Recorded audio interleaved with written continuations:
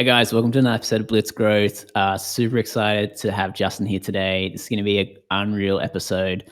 If you haven't already, subscribe. Let us know if you're liking these and if we should keep doing them and what you're getting out of them. That feedback would be awesome. But in the meantime, let me introduce Justin. He has got to be one of the most humble and kind people I know, I would say. With almost 8 years at one of the largest social media companies in the world, he knows a thing or two about leveraging social media to build brands. He's worked with some of the biggest content creators across interwebs, and today he's going to share a ton of info about the future of social media, content creation, influencers, and how that all wraps up with brands. So Justin, thanks for joining. Thank you, Jack. Appreciate you having me, man. And I will say everything that you just said is fact, except the first sentence is your opinion. But thank you. I'll consider it fact from you. Oh, yeah. It's been great, man. I mean, for me, I shared this previously, but I recently became a father 7 weeks ago. So my wife and I gave birth to a beautiful little girl, baby girl named Celine, and she's definitely came into our lives and turned it upside down. So I look tired. It's not that I'm not energetic. I'm full of life. I'm just permanent bags for the next 18 years or lifetime. Halfway through, we'll just notice when you're not off. Exactly. But yeah, outside that, life has been good. I'm on parental leave, so mainly focused on making sure that my wife is good and recovering well, which she is, thankfully, as well as the baby girl doing her thing, growing up right before my eyes. And that's been just a true joy and experience for me just to have. This is my first child. I'm still learning how to live life myself as an adult who is still figuring out left from right. And then now the responsibility being that I have to oversee the life of a little one. Your responsibility now. Yeah, exactly. So it's been exciting. It's been rewarding. It's consumed the majority of my time the last 2 months.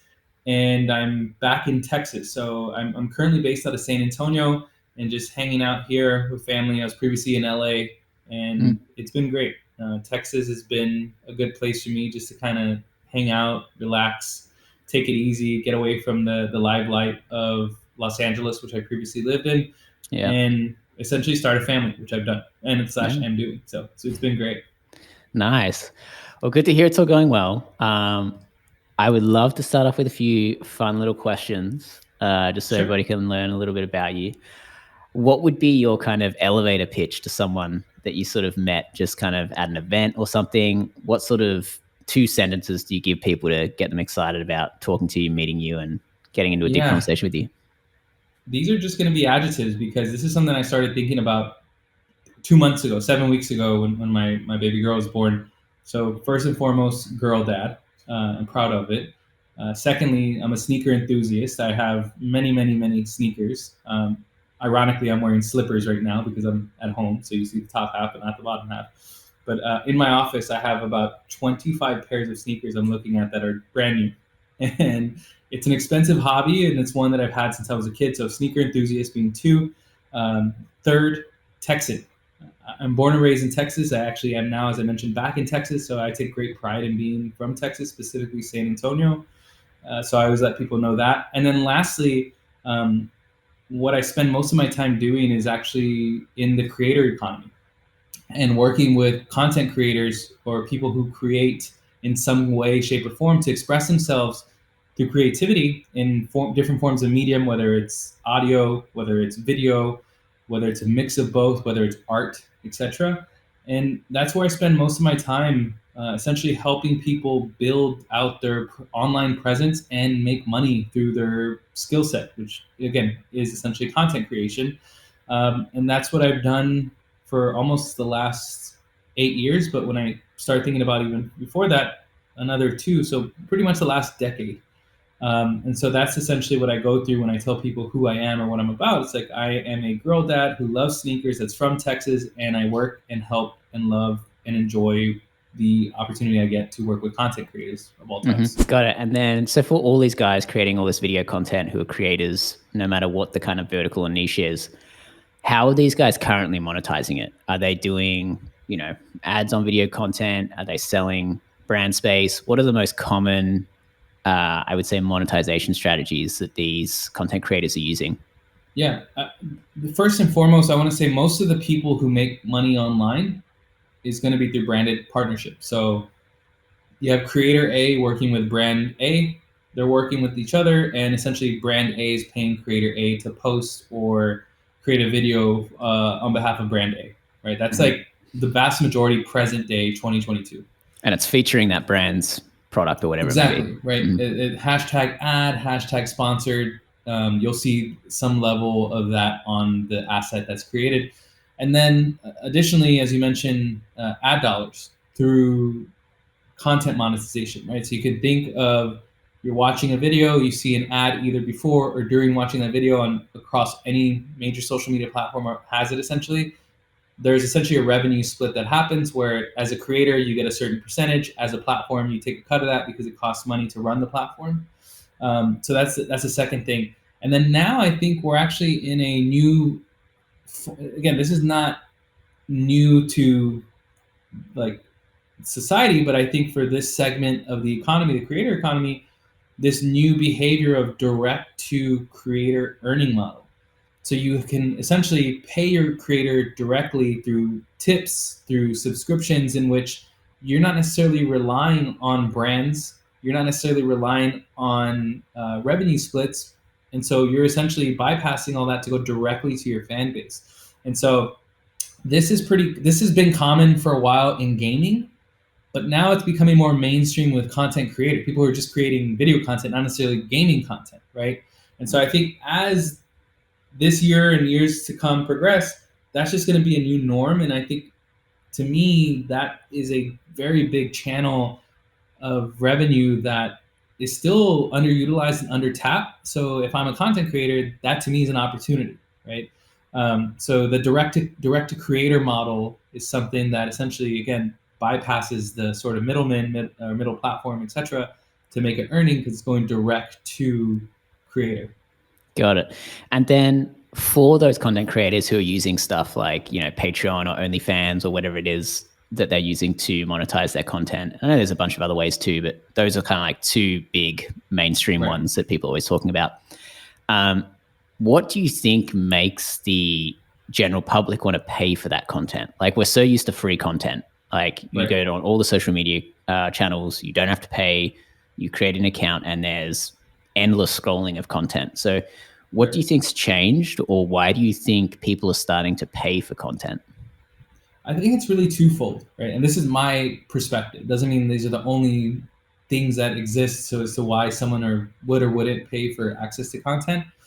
One is community, right? Being a part of something larger than yourself, to where if I am helping Jack as a creator by helping fund him so he can make a living, and in return, Jack is able to pump out more content, exclusive content. Exactly, right? But getting that community feel, I think, is very important, and far more important than having 10 million subscribers. It's like actually having the core community, not even fans, but community that would back and support. They're almost like your investors, right? And they're sort of backing you to do whatever it is that you want to do. So I think, exactly. So community. And then the other thing is going to be value. And so what, by giving $5 or $10 a month versus not, what am I getting in return? Am I part of now a fan club that we get weekly or monthly Zooms with you, and they're not pre-recorded? This is like real-time thing. Do I get access to pre-sale of in-person tickets because now I have access to a special group and only a certain code and certain amount of people get access to this code? Do I then get to help you ideate on future videos? Do then I get to help you become part of your video and I get to collaborate with you on video, right? So I think community, as mentioned, and value, and those intertwined are really powerful when done right and done well. And like, I mean, there's for me, when I think about my own consumption, if there's and I follow many different creators across all different platforms online, if someone genuinely is willing to put the time, energy, effort, resource into having an output that I find valuable, whether it's to learn about, for example, I'm watching a ton of YouTube videos on how to like be a parent, right? Never been one before, but now I'm becoming one and like learning how to be one. And there's a couple of like dad channels that I'm like, man, this is cool. If they had like a direct text, right? Or if they have whatever, like I'm kind of into that. And so Yeah. as a You pay result, for I've that. joined some communities and newsletters where I'm essentially paying a subscription to Substack because I really enjoy reading the weekly download of what's happening in the tech industry, and it keeps me abreast versus having to go to 40 different websites. It just basically aggregates the top 5 things I need to know. And so to me, that $5 a month, which is like $1 or something a week, less than a cup of coffee, is worth it for me because the value, and then the community, because I feel like I have a connection to said creator in this newsletter example, or even the content example of the parents of like, man, like it's good to know I'm not the only one that's thinking of this or has like is going through this because they've been there before. But I just it feels much more of an affinity because it's relatable, and because I'm at a situation in my life where it's like, okay, I've never done this before. Let me see and learn from who has. That's similar in age, maybe is kind of along their way in their career and like kind of just like navigating that. There's plenty of books out there, but I just like the accessibility of like maybe it is automated, but like the texting component feels somewhat personal. And again, back to my example, community, and then value. So even for myself, not only saying it, but something I practice and like support because I'm like, I get value and I'm a part of something that I support. Yeah. Well, what are the things that the most successful content creators are doing or have, whether it comes to what they offer for their memberships and paid services, or the type of content they create, or the niches that they're in? What's kind of like some common traits between top content creators? Yeah. I mean, I think to some degree, they all evoke some sort of emotion, right? It could be something that's informative, so it makes you feel good after you read it. It could truly be a feel good story. It could be joy, and it could even just be like some degree of evoking you to feel sad, right? To teach those things. And so like these are very like heavily charged emotions that across the board, you might be a different content creator or content type. Those are evoking emotions that cause you to want to take action, right? And then I can think about this, right? Like as some nonprofits, you see this all the time with like a dog rescue group, right? You see the infomercial, the sad song, the sad dog. Those are people that are essentially good at marketing, but they're also essentially content creators. They're creating that piece of content for you to take an emotional response to, which is like, I need to help the dogs, right? I never met this dog, but I need to help them. And that's sort of the response that I get, quite literally. And so I think those that are doing well, and I've seen do well and continue to do well, are authentic to themselves and authentic to their fans and vulnerable, right? And like showcasing and teaching how they got to where they're at. Because most people will consume content for whatever the case it may be, whether, as I mentioned, it's funny, it's sad, it can teach you something, etc. But they're actually there for the personality behind the content, right? And so I think if people can feel relatable or somewhat a connection to like, hey, I'm also from New York City, or I also grew up in a family similar, or I went to that college, or that's also my favorite type of food. Like those are things people sort of just anchor on and then build from, right? And like really entrust in people. And like I think the personalization or humanization of some of the top people who essentially are celebrities in their own right with 10, 20, 30 million followers combined across all platforms, which is, I mean, when you think about that, like that's, I don't even know what the biggest like NFL stadium is, but multiply that to get to 10 to 20, 30 million. Like it's a lot of people, right? Like that's a lot of people.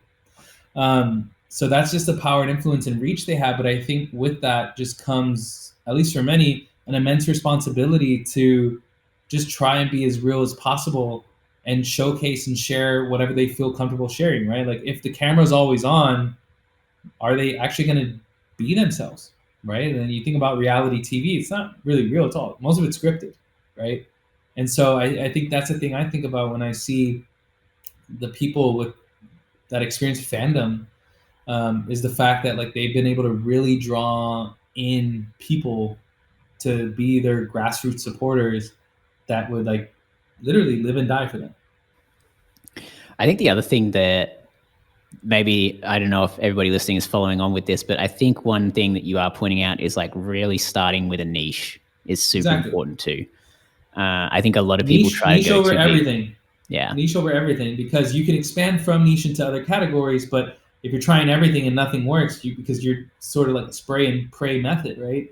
And niche, I think, is so key, because somewhere So here you go. Someone somewhere in the world will likely have the same interests as you, despite how off the wall, bizarre it may be, right? And I think once you find that community, you find your people, it's pretty remarkable what can be done, right? Like, think of this. Who would have thought that in the last 2 years, Pokemon would be as culturally relevant as it is today as it was back when you and I were kids, right? Yeah, it's true. It's true. And now people are becoming millionaires because of it. It's cool again. But there's a community that's sort of been like awakened again, and then also grown again. And people who never knew what Pokemon are like in it now, right? And that's like a community in itself, Pokemon. And then you can do the same thing for damn near anything else, whether like me, sneakers, I'm in many different sneaker communities, sneaker clubs, etc. I go to sneaker conferences, and because I just want to be around that, right? I see this, you see this too with like Comic-Con, for example, where people are really into some anime. Yeah, right? well, that's a big niche, but yeah.